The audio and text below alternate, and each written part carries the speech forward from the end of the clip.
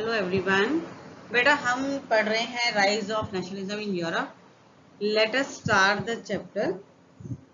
ये चैप्टर थोड़ा सा अलग है, जैसे हमारा रशियन रेवोल्यूशन था, अलग अलग इवेंट्स थे, लेकिन जब हम दो बार इसे पढ़ेंगे it will be clear to us, तो कोई दिक्कत हमें नहीं आएगी। आप ध्यान से लेसन रीड करें और पीपीटी देखें। नेशनलिज्म इन यूरोप, क्योंकि यूरोप की बात कर रहे हैं, तो all these flags are from the European countries. ठीक है, कल हमने पढ़ा था नेशनलिज्म के बारे में। What is nationalism? नेशनलिज्म होता क्या है? The feeling of belongingness, rather it is due to the our history, our struggle or our ancestors. Still we belong, our culture is different, we belong to different region, but we are a part of a same land. हमारे ancestors की history same है, हम एक जगह से belong करते हैं, हमारी language बेशक ना मिलती हो, फिर भी हम एक ही देश का हिस्सा हैं। इससे हम, क्योंकि हमारे अंदर ये feeling है कि हम सब एक देश के नागरिक हैं, we are Indian. That feeling is known as nationalism. Two terms are here. Modern state क्या होती है? सेंट्रलाइज्ड पावर एक्सरसाइज्ड बाय अ सवर्जन कंट्रोल ओवर ए क्लियरली डिफाइंड टेरिटरी। एक डिफाइंड टेरिटरी के ऊपर, यानी कि एक पर्टिकुलर एरिया में जब केंद्र के द्वारा शासन किया जाता है, उसे हम कहते हैं मॉडर्न स्टेट। अ नेशन स्टेट क्या है? Is one in which the majority of its citizens and rulers came to develop a sense of common identity and share the history. Define nation state, 1 marks में आता है बेटा। Nation state का is one in which the majority of its citizen and rulers came to develop a sense of common identity. जब नागरिक और शासक, उनकी आइडेंटिटी सेम होती है और वो सेम हिस्ट्री को शेयर करते हैं, that is known as a nation state. फिर how was the sense of collective identity instilled in French people? As it is question आया था ये हमारा चैप्टर, ये इस बार बोर्ड एग्जाम में। You will explain 3 points in it. New hymns were compose. जब फ्रेंच रेवोल्यूशन हुआ उसके बाद क्या क्या हुआ था?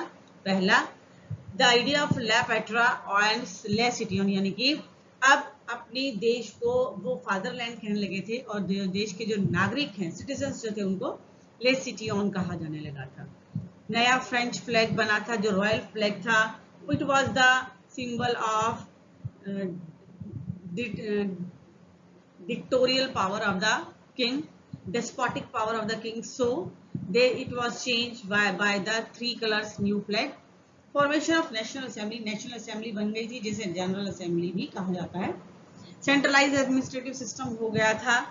देन कस्टम ड्यूटीज जो है वो अबॉलिश कर दी गई थी। वेट के मेजर्स जो हैं, वो भार नापने के तरीके अलग अलग जगह अलग अलग थे, उनको चेंज करके सिंगल में कन्वर्ट कर दिया गया था। रीजनल डायलेक्ट्स वर डिस्करेज, और जो रीजनल भाषा थी उनकी बजाय फ्रेंच लैंग्वेज को कॉमन नेशनल लैंग्वेज डिक्लेयर कर दिया गया था। न्यू हाइम्स, नए हाइम्स लिखे गए। कंपोज ओथ्स लिखी गई in the name of the nation, राष्ट्र के नाम पर। Then beta, spread of nationalism. The French revolutionaries went on this mission of freeing people of Europe from despotism, and thus the news of events in France soon reached the different cities of Europe. ये French revolutionaries ने जो आंदोलन किया था, उनका mission ये था कि यूरोप के सभी लोगों में से, यूरोप के सभी जगह से डेस्पोटिक पावर जो है उसको खत्म किया जाए और लोग जो है वो फ्रीली रह सके। और जैसे जैसे ये बात यूरोप के दूसरे देशों में फैली, तो वहां पर भी लोग इसी तरह के नेशन की डिमांड करने लगे, जैसे अब फ्रांस में हो चुका था, जैसे कि Holland, Belgium, Switzerland and Italy. Jacobin club also became a force. इसके बारे में भी आपने पढ़ा था। Robespierre was the leader of Jacobins, और 1 साल तक इन्होंने रूल किया था, but after some time Robespierre was guillotined. Next, after the guillotine of Robespierre, who became the ruler? Napoleon Bonaparte. Who was Napoleon? थोड़ा उसके बारे में भी जान लेते हैं। French military leader, destroyed democracy in France, ये एक आर्मी कमांडर थे और ये बहुत ही एक जनरल पोस्ट से भर्ती हुए थे सेना में और उसके बाद ये हाईएस्ट रैंक पर पहुंचे। बहुत ज़्यादा एम्बिशियस थे और इन्होंने फ्रांस को बहुत ज़्यादा विस्तार दिया था, आसपास के जो देश थे उनको जीत लिया था।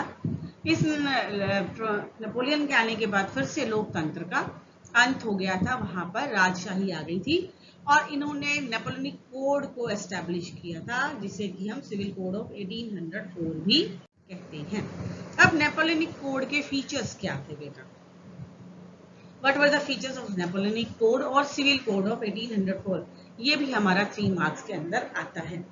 एक तो उस समय में 32 करेंसीज थी, तो उन्होंने नेपोलियन ने 32 करेंसीज को चेंज कर खत्म करके केवल 2 करेंसीज में कन्वर्ट कर दिया। ठीक है। Equality before law and no privilege by birth, हमने पढ़ा था फ्रांस के अंदर स्पेशल राइट्स थे फर्स्ट और सेकेंड स्टेट को, नेपोलियन ने उनको भी खत्म कर दिया था। ठीक है।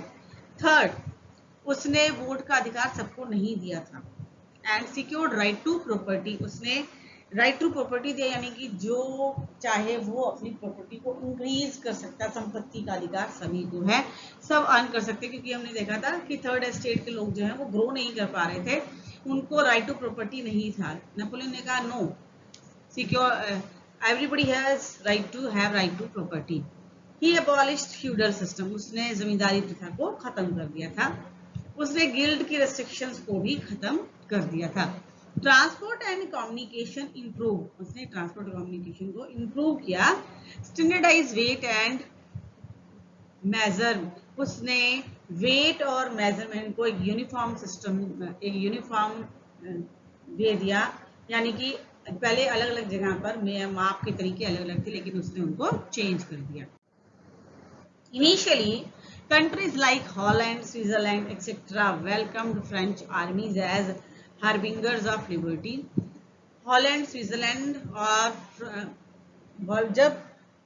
जब नेपोलियन ने हॉलैंड स्विट्जरलैंड पर आक्रमण किया तो वहां के लोगों ने फ्रेंच आर्मी का वेलकम किया था एज हर्बिंगर्स ऑफ लिबर्टी, जैसे कि वो आज़ादी के प्रतीक हैं।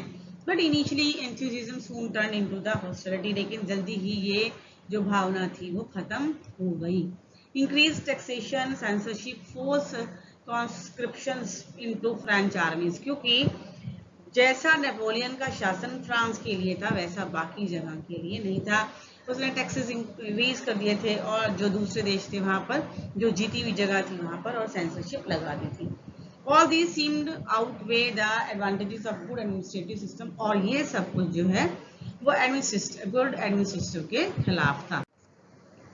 The making of nationalism in Europe, mid 18th century there were no nation state in Europe. 18th century तक यूरोप के अंदर कोई भी नेशन स्टेट नहीं था। There were autocratic monarchies in eastern and central Europe, वहां पर यूरोप के अंदर ऑटोक्रेटिक यानी कि राजशाही थी, वहां पर राजा रूल करते थे। People of these regions did not share collective identity और कॉमन कल्चर भी कॉमन नहीं था।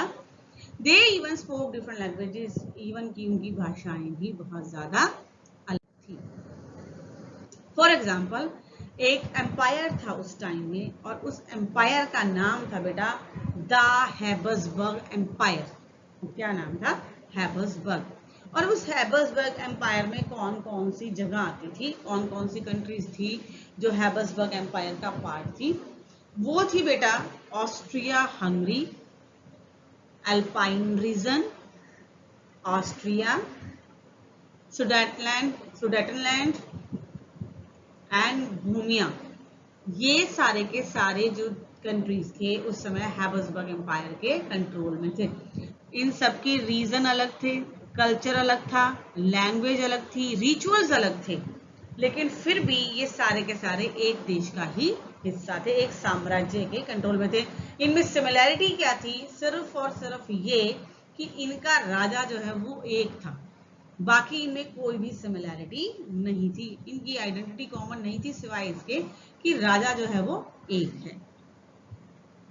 और इसी चीज को बाद में नेशनलिज्म की फॉर्म में कन्वर्ट किया।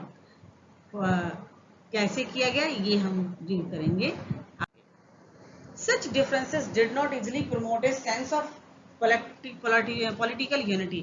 अब जहां पर इस तरह के डिफरेंसेस होते हैं वो इतनी आसानी से पॉलिटिकल यूनिटी में कन्वर्ट नहीं हो सकते.